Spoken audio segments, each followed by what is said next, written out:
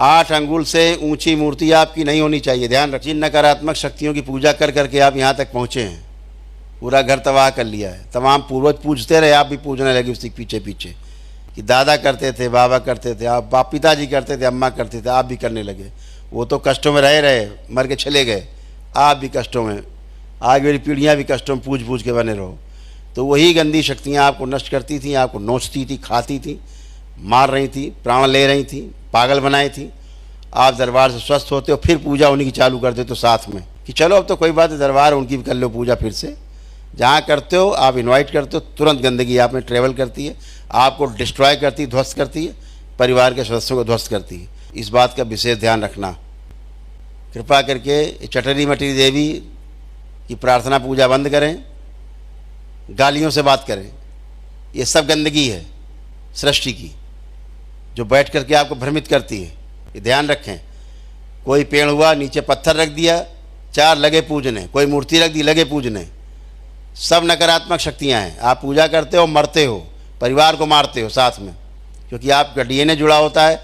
आप में घुस करके आपके बच्चियों में, घर की महिलाओं में ये नकारात्मक शक्तियां घूम के सबको नष्ट करती, रोग पैदा करती हैं। बचिए इनसे।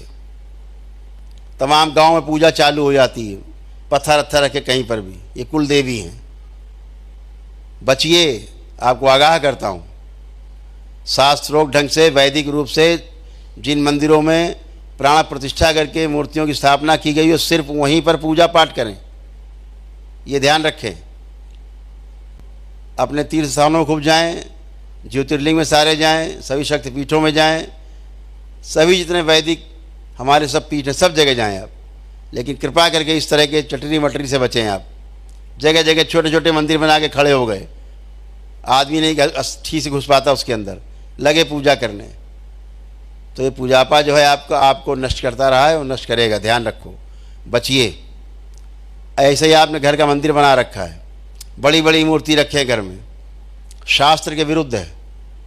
8 अंगुल से ऊंची मूर्ति आपकी नहीं होनी चाहिए। ध्यान रखो, इससे ऊंची है मतलब आप प्रेत पूजा करते हो, मतलब आप नकारात्मक बचे रहोगे, आपको कोई कष्ट नहीं। घर का कोई भी एक आदमी ये करेगा, बाकी सब लोग तंग रहोगे। ये ध्यान रखिएगा। डीएनए एक है, आपने डीएनए बनाया 4 लोगों का, चाहे 10 लोगों का, उनमें से कोई गंदगी फैलाएगा। एक कमरा है, इसमें 10 लोग रहते हैं, आपने बना लिया डीएनए। 9 शुद्ध हैं, एक बाहर से गटर से अंदर नहा के चला आया, बैठ गया अंदर, सबको बदबू आएगी, बैठना मुश्किल हो जाएगा। यही डीएनए का ऊर्जा पथ है। कोई एक गंदगी फैलाएगा, नियम नहीं मानेगा, तोड़ेगा, बाकी 9 को कष्ट होंगे। इस बात का विशेष ध्यान रखो। आप स्वस्थ हैं, अभी एकदम अच्छे हैं, न किसी में डिप्रेशन बचा, न एंजाइटी बची, न आत्महत्या के विचार बचे। जो आत्मविश्वास गिरा हुआ था सबका उठा हुआ है, सभी का मनोबल बढ़ा हुआ है, सभी की इच्छा शक्ति बढ़ी हुई है, जीने की इच्छा सब में बन गई है। तलाक वलाक के जो विचार आते सब नष्ट हो गए हैं। एक भी नकारात्मक इच्छा विचार ऐसा शेष नहीं है। शरीर के जोड़ जोड़ के दर्द कष्ट सब समाप्त हो गए। उठने घुटने कमर स्पाइन सब अच्छी हो गई, कुछ भी शेष नहीं। सिजोफ्रेनिया पेशी वेशी सब नष्ट हो गई, सदा सदा के लिए कुछ भी नहीं है। सुनाई देना दिखाई देना सब बंद हो चुका है, खत्म हो गया, किसी का कुछ भी शेष नहीं।